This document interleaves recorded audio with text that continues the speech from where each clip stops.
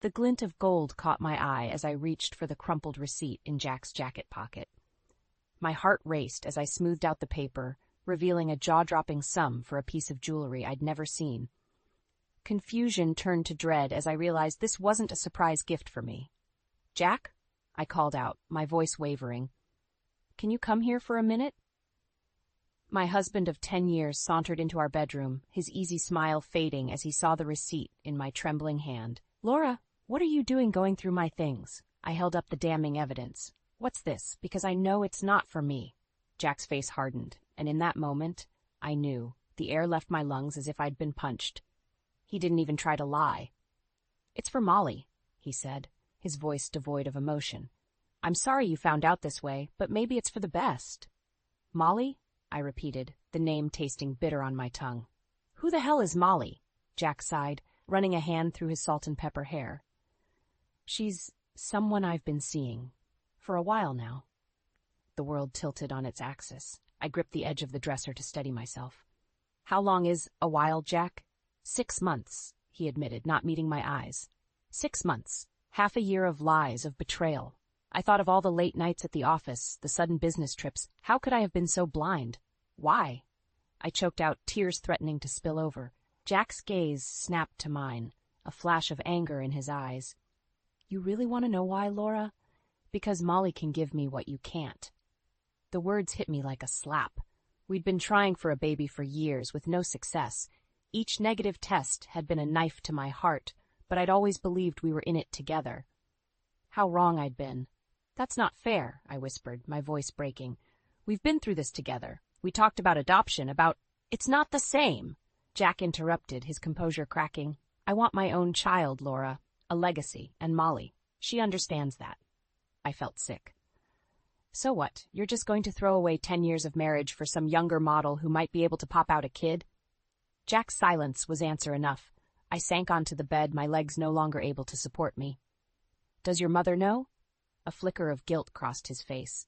"Helen, she's met Molly. She likes her." Of course she did. My mother-in-law had never approved of me, always hinting that Jack could do better. I guess she'd finally gotten her wish. "Get out," I said, my voice low and dangerous. "Laura, get out!" I stood, finding strength in my anger. "I can't even look at you right now. Just go." Jack hesitated for a moment, then nodded. He grabbed his keys and wallet from the nightstand. At the doorway, he paused. "I am sorry, Laura. I never meant to hurt you." I laughed, a harsh, bitter sound. "Well, you did a piss-poor job of that, didn't you?" The front door slammed, and I was alone. The silence of the house pressed in on me, suffocating. I looked around the room we'd shared for so long, seeing it with new eyes. How many lies had been told here? How many nights had he lain beside me thinking of her? My gaze fell on our wedding photo on the dresser. With a cry of rage, I swept it to the floor, glass shattering. As I stared at the broken frame, a realization hit me. My life, the future I'd planned, lay in pieces at my feet, but as the initial shock began to fade, another emotion took its place. Determination. I might be down, but I was far from out. Jack and his precious Molly had no idea what was coming. I reached for my phone, fingers shaking as I dialed a number. "Dad? It's me. I need your help." I stared at the business card in my hand, my stomach churning. Discreet Investigations was embossed in gold lettering, a stark contrast to the turmoil in my heart. My father's words echoed in my head. "Laura, honey, you need to know the whole truth." With trembling fingers, I dialed the number. A gruff voice answered. "Malone speaking." "Mr. Malone, this is Laura Jennings. I need your help." We arranged to meet at a cafe the next day. As I hung up, a wave of nausea hit me. Was I really going to spy on my own husband? The cafe was bustling when I arrived, but I spotted Malone immediately. He looked exactly like a private investigator should. Weathered face, sharp eyes, and a no-nonsense demeanor. "Mrs. Jennings," he nodded as I sat down. "Tell me what you need." I took a deep breath. "I need evidence of my husband's affair. Concrete proof." Malone's expression didn't change. "Consider it done. I'll need some information." For the next hour, I laid bare the intimate details of my life. Jack's schedule, his habits, even the make and model of his car. With each revelation, I felt a piece of my heart crumble. "I'll be in touch within a week," Malone said as we parted. "Try to act normal in the meantime." Normal. What a joke. but I managed to go through the motions, even as Jack's lies became more apparent. The late nights, the secretive phone calls, how had I been so blind? 5 agonizing days later, my phone buzzed with a text from Malone. Evidence collected. Meeting tomorrow? Same place. That night, as Jack mumbled another excuse about working late, I felt a surge of anger. "Don't bother coming home," I snapped. "I'm sure Molly would love to have you." Jack froze, his face paling. "Laura, I held up a hand. "Save it. I know everything." The next morning, I met Malone with a mix of dread and determination. He slid a manila envelope across the table. "It's all there," he said gruffly. "Photos, video, even some audio recordings. You sure you want to see this?" I nodded, my throat tight. With shaking hands, I opened the envelope and began to sift through its contents. The first photo hit me like a punch to the gut. Jack and a younger woman, Molly, I presumed, locked in an embrace outside a restaurant. Their intimacy was undeniable. More photos followed, stolen kisses in a park, holding hands as they entered a jewelry store. My eyes blurred with tears as I recognized the necklace Molly wore, the one from the receipt that had started this whole nightmare. But it was the audio recording that truly broke me. Jack's voice, low and intimate, filled my ears. "I love you, Molly. I've never felt this way before. Laura, she just doesn't understand me like you do." A sob escaped me, drawing concerned looks from nearby patrons. Malone discreetly pushed a box of tissues towards me. "There's more," he said quietly, "but I think you've seen enough." I nodded, unable to speak. As I gathered the damning evidence, a strange calm settled over me. The pain was still there, raw and bleeding, but alongside it was a steely resolve. "Thank you, Mr. Malone," I said, my voice steadier than I felt. "You've given me exactly what I needed." As I left the cafe, clutching the envelope to my chest, I knew my next move. It was time to confront Jack, to force him to face the consequences of his actions. No more lies, no more excuses. My phone buzzed. A text from Jack. "We need to talk. I'm coming home early." Perfect timing. I typed a quick reply. "Yes, we do. I'll be waiting." The stage was set for a showdown. As I drove home, my mind raced with all the things I wanted to say, all the pain I wanted to inflict. But one thought rose above the rest. Whatever happened next, I would face it on my terms. Jack had underestimated me, but he was about to learn just how strong I could be. The front door clicked open, and I steeled myself for the confrontation. Jack walked in, his face a mask of practiced contrition. I almost laughed at the absurdity of it all. "Laura, we need to talk," he began, but I cut him off. "You're right, we do." I slapped the manila envelope on the coffee table. "Why don't you start by explaining these?" Jack's eyes widened as he leafed through the photos. His face cycled through shock, anger, and finally settled on a cold resignation. "So, you hired a private investigator."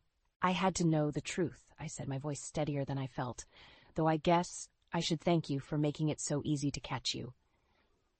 He sank into the armchair, running a hand through his hair. "Laura, I never meant for it to go this far. Molly, she—" "Save it," I snapped. "I don't want to hear about your precious Molly. What I want to know is why.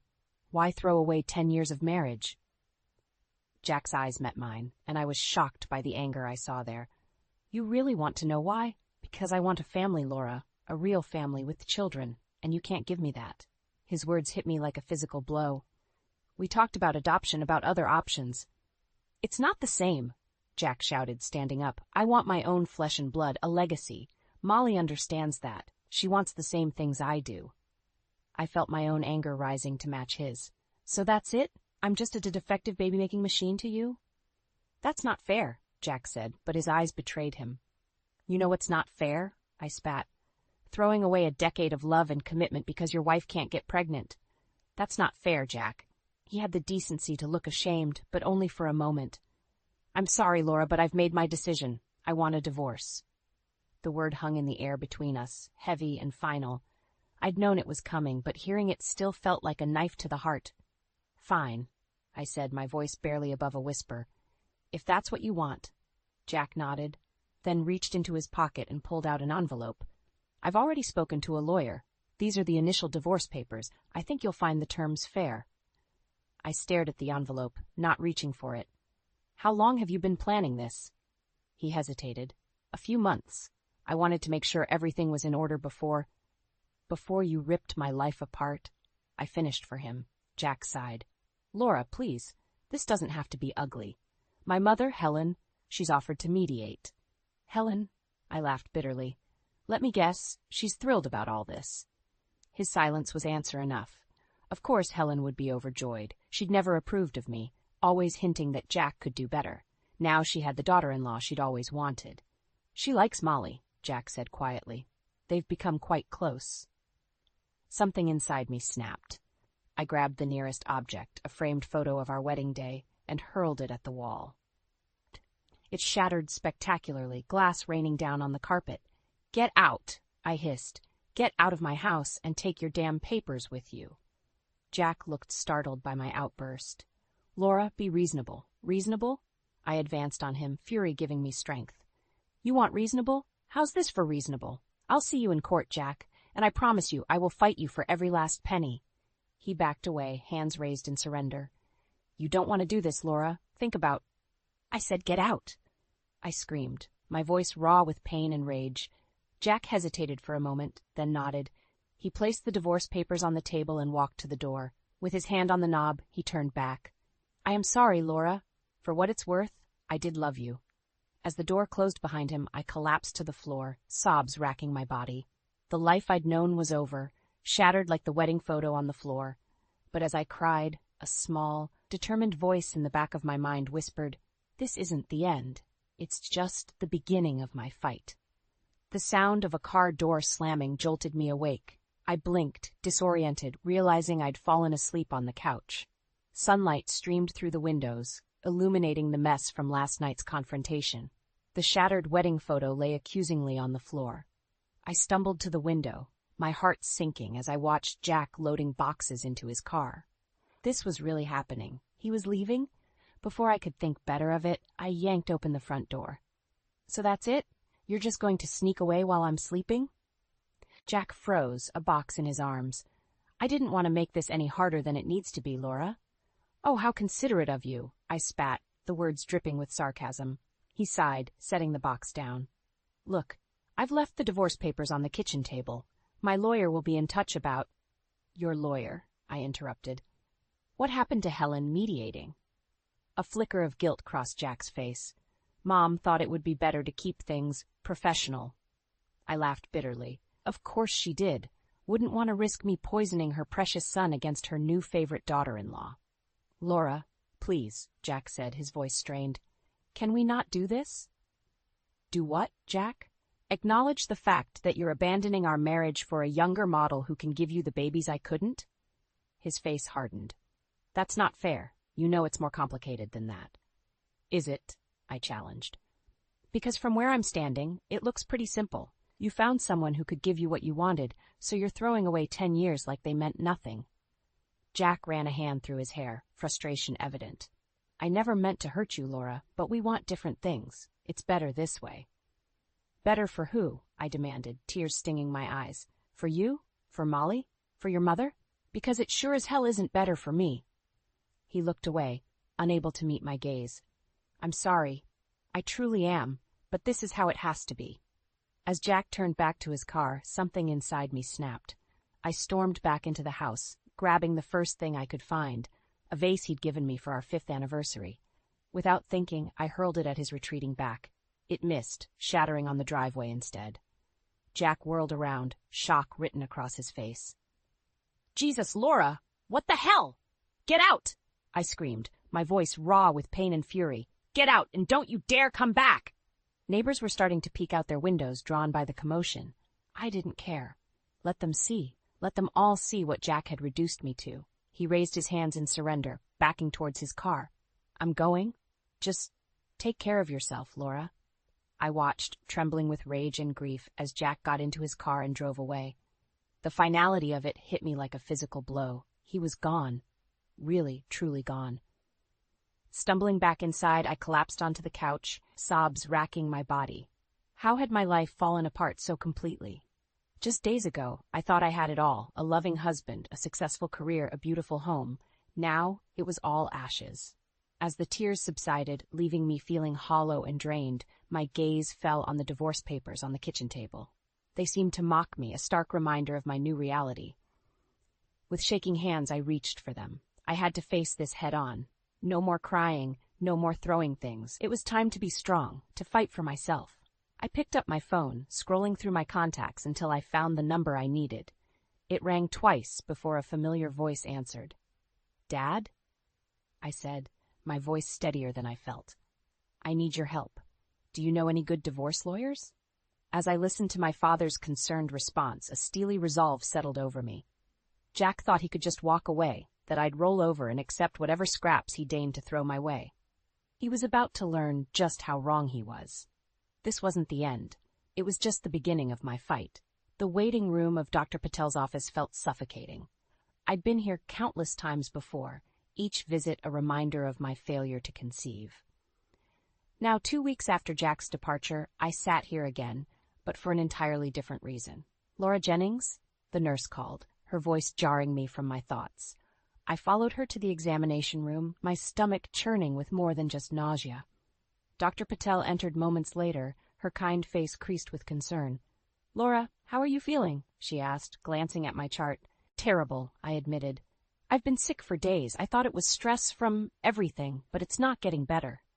Dr. Patel nodded sympathetically. "I see. Well, let's run some tests and see what's going on." As she drew blood and ordered other tests, my mind raced. Could it be? No, it was impossible.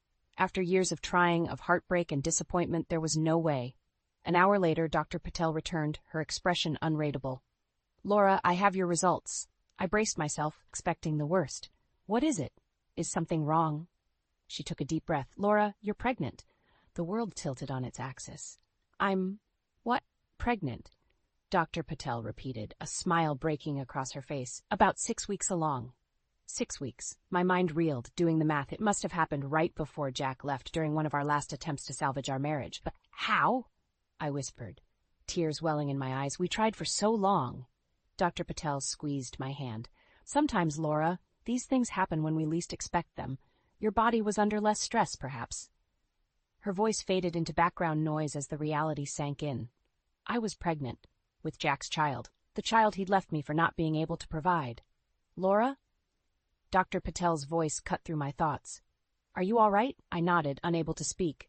She continued, outlining next steps, scheduling follow-up appointments, but my mind was elsewhere, grappling with the enormity of this revelation. As I left the clinic, my phone buzzed. A text from Jack. "Lawyer wants to meet next week to finalize divorce terms. Let me know if that works for you." A hysterical laugh bubbled up in my throat.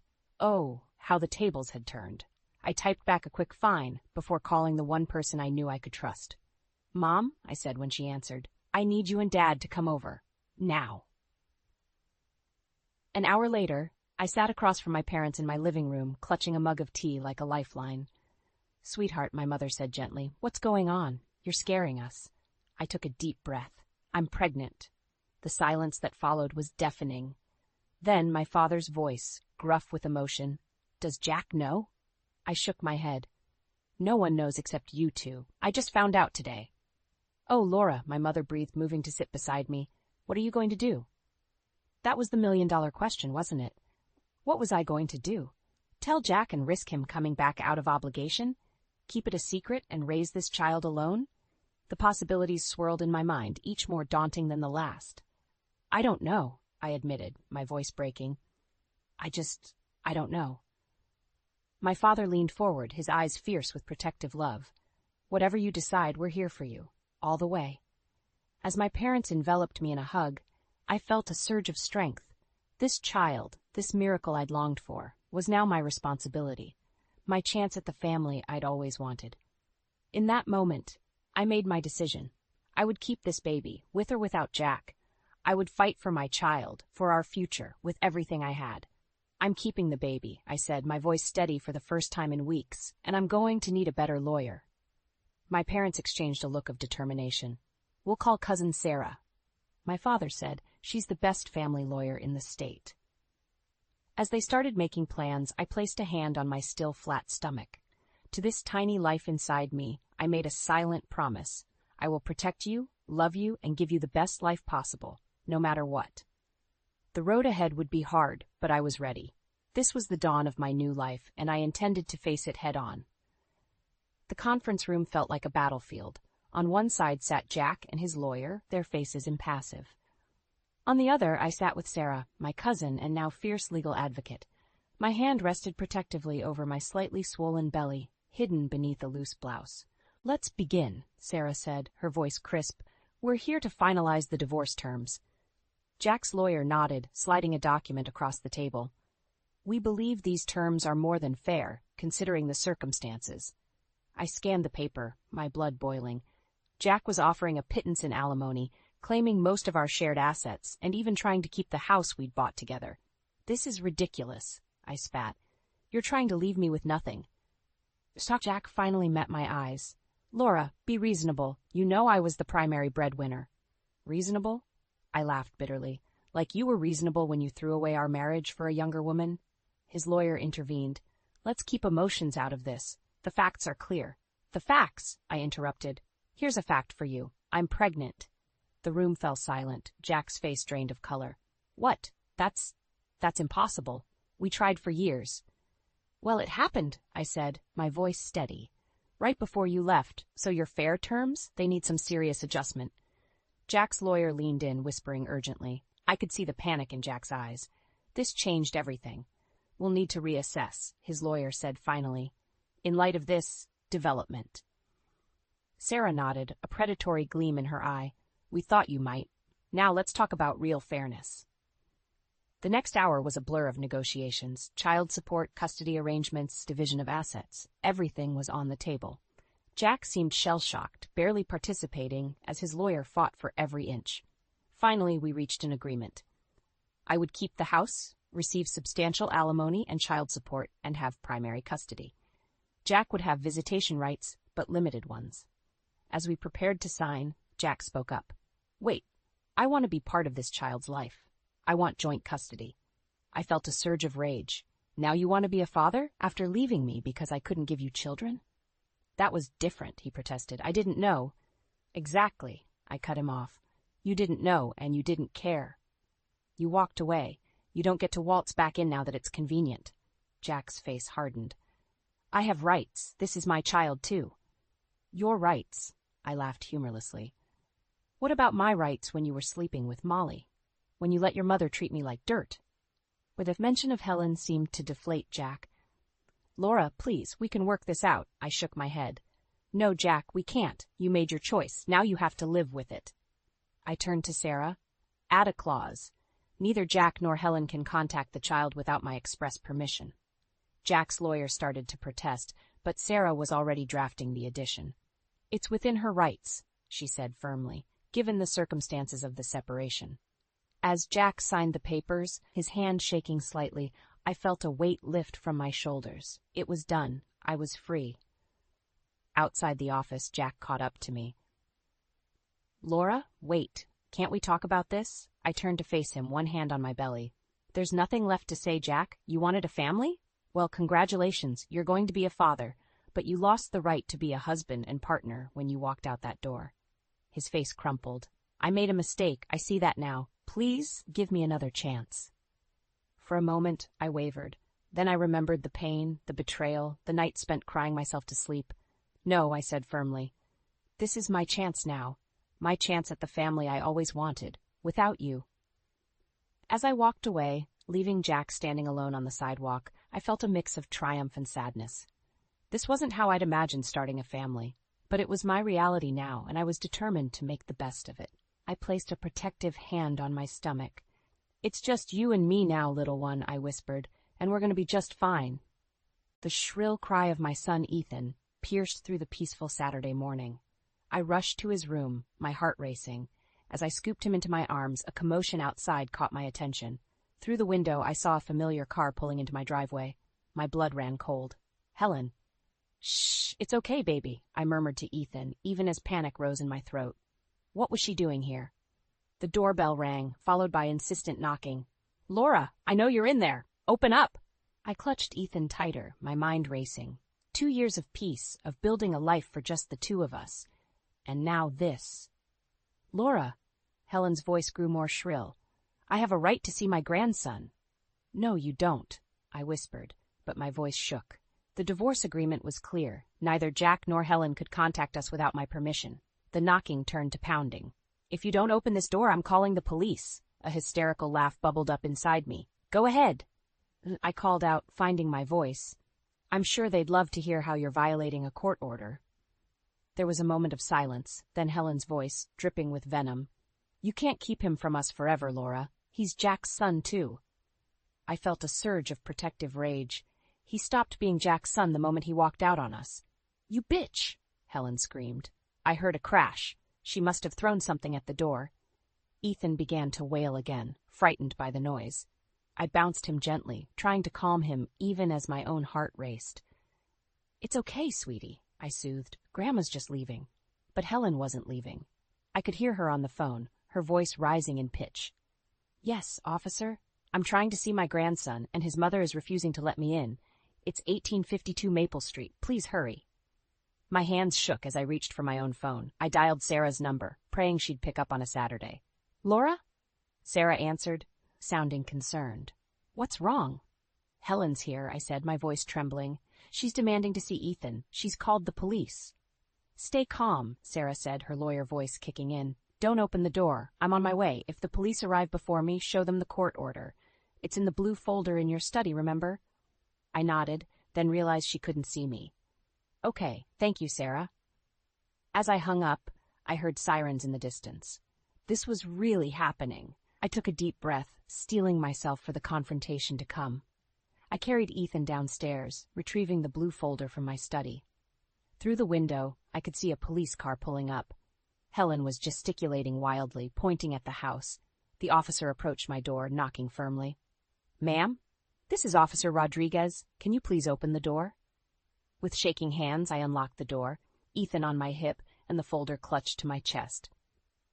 "Officer," I said, my voice steadier than I felt, "I have a court order here prohibiting this woman from contacting me or my son without my express permission." I handed him the document. As he read it, Helen pushed forward, her face contorted with rage. "That's my grandson," she shrieked. "You can't keep him from me." The officer held up a hand, silencing her. "Ma'am, this order is clear. You're in violation by being here." Helen's face crumpled. But he's family. Laura, please, just let me see him." For a moment, I wavered. Then I remembered the pain, the betrayal, the nights spent crying while pregnant and alone. "No," I said firmly. "You lost that right when you supported Jack abandoning us. Officer, I want to press charges for harassment." Helen's wail of anguish was cut off by Sarah's arrival.